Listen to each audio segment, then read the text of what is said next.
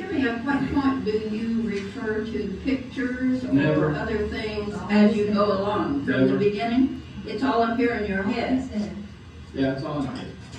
Well, it's 99% in my head. I was looking at a book a moment ago by a painter named Bob Kuhn, who I really love. He does wildlife primarily, and I was just looking through the book to waste time for this to get started. And I saw this polar bear, and I said, hey, I'm going to do me a polar bear. But then I closed the book and came downstairs. So we've all seen Discovery Channel, we've all seen pictures, we've seen painters, we've seen wildlife subjects wherever. I love to watch those old Tarzan movies, especially the old ones. Before they had all this, you can't hurt the animals stuff, you know, and you can see Tarzan out there wrestling with a real lion. I mean, it was incredible. I watched one the other morning. So probably, at some point, I'm going to go up to the studio and make somebody wrestling with a lion. But actually, the work itself comes out of my head after having that experience by watching TV. We've all had those experiences. It's just a matter of drawing it back out of your head and applying it. I got started in this business completely by accident. A friend of mine named Ray Lowther, who has since passed away, took a course at UTEP. And I had been visiting Ray's house and his family for probably 2 years before he took that course. He was a pretty good buddy of mine. We sold real estate together. We liked to hunt, we liked art. And I was divorced at the time, so he was kind of my best buddy. Well, he took a course at UTEP. I didn't even know he'd signed up. He did it just on a whim one day. And I didn't see him for a couple of weeks there. I was on vacation or something. And when I came back, I went to Ray's house, and he had a piece of this on his desk. And from a distance, I said, Ray, what is that? Is it coal? Is it rock? Is it tar? What is that? And he said, no, it's wax. And he picked it up and threw it to me across the room. And I caught it. And I said, what do you do with this? And he says, you make sculpture. Well, just probably like you are now, how do you get sculpture out of this? I was thinking of the Lincoln Memorial, you know, something 50 feet tall. And I'm thinking, how do you get, you know, this to that? I mean, all these parts in between are missing. I couldn't grasp, you know, how you could do that. And he says, no, don't think so big. He says, think small. Think horses and Indians and buffaloes. And he says, think little. Remington and Russell. And when he said Remington and Russell, bells went off and lights flashed in my head. And I says, all right, I can do that. This stuff smells good, it feels good, it's soft, it's pliable. I said, you know what, I can do that. And I've been doing it ever since. Well, my first ones were pretty crude, and you'll never see them because I won't show them anybody. But after about 30 years of practice, I think I've gotten pretty good. Well, so you can too. You can take this and run with it. There was a gentleman that came to my office when I was in the aquatics department with the city, and he says, the art museum sent me over here. And I said, okay. And he says, my name is Julio Sanchez, and growing up in Bolivia as a child, they recycled everything except styrofoam. He said, so as a child, I would go out there and get styrofoam, and I had a big old knife that I would steal from my mom occasionally, and I would carve this styrofoam into shapes of animals. And I'm still thinking, well, okay, well, how do I fit into this, you know? And he said that he would carve the styrofoam, and it was still very rough. You know how styrofoam is kind of rough. And he said he would coat that styrofoam with plaster. And then that gave him a smooth surface after he would sand it to paint. And he would paint the plaster that was over the styrofoam and create these magnificent animals. He said, I've got one to carve. Can I show you? I said, sure, bring it in.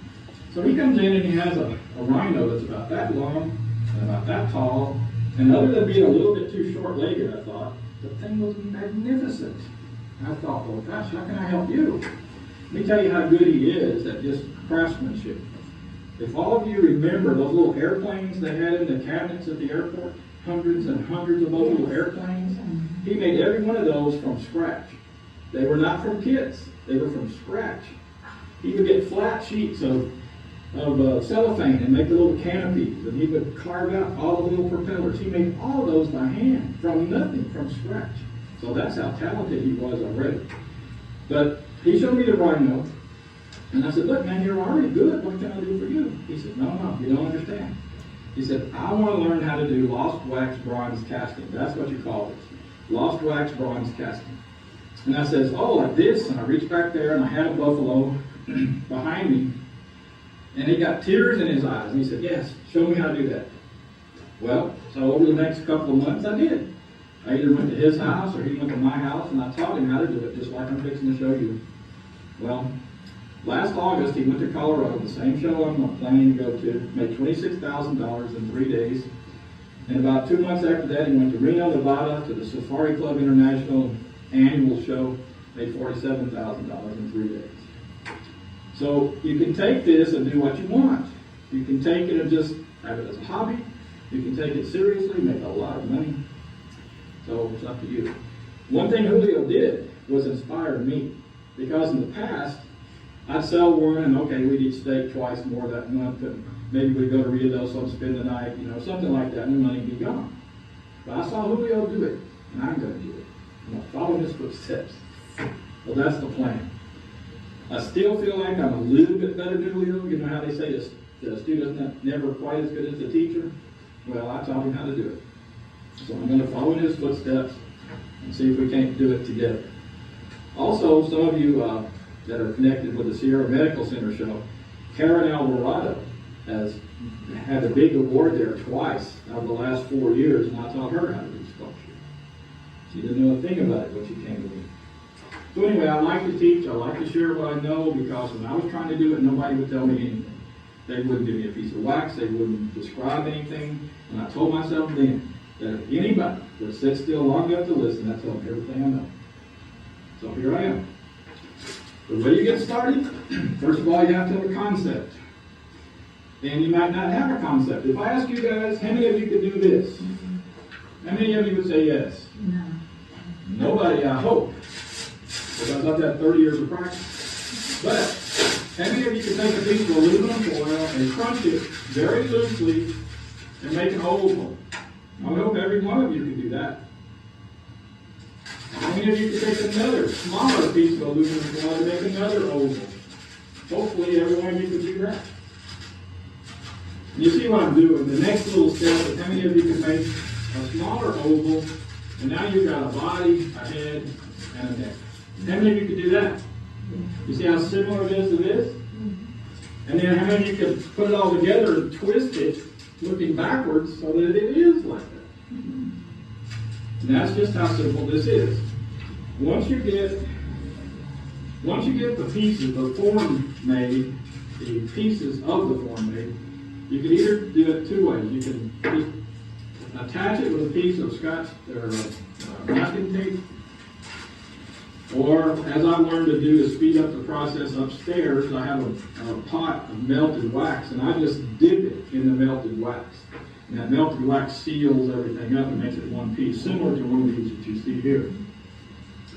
So you can just see that from that, you can add another piece that will be a leg, another piece that will be a little tail or whatever, ear. Can you see that? Can you see how easy it is that if you don't think of the whole piece, you think of smaller pieces that make up the whole? It's the same way Napoleon almost conquered the world. He would take 25,000 guys and go beat up 5,000 guys. And he kept doing that. He kept doing that until he beat up 100,000 guys with 25,000 guys. Because he would take the whole, or rather he would take the part and attack that. And after he attacked enough parts, it became the whole. And so if you think of this as not one big project, but a number of smaller projects that go together, then it becomes easier. From saying you can't do it to where you're saying, I can do it.